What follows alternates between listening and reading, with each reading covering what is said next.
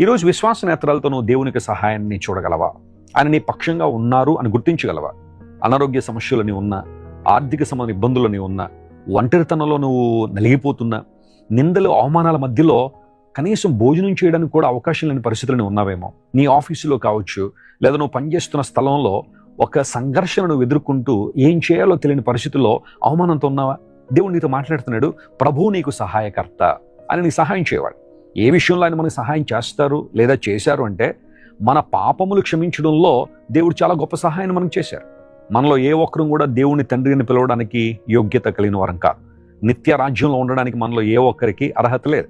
దేవుని రాజ్యములో ఉండడానికి మనలో ఏ ఒక్కరికి యోగ్యత లేదు. కానీ యేసుక్రీస్తు ప్రభు ఈ లోకానికి వచ్చి సిలువలో మన కోసం మరణించడం ద్వారా, తన అమూల్యమైన ప్రాణాన్ని మన కోసం సిలువలో ధారపోయడం ద్వారా ఆయనే మధురమైన ప్రేమను మన మీద కుమ్మరించి తన చేతులు చెప్పి మనల్ని పిలిచాడు.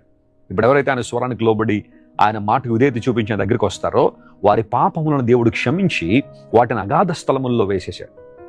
మరెన్నడూ ఆయన వాటిని జ్ఞాపకం చేసుకోడు అని లేఖనం సెలవిస్తాం.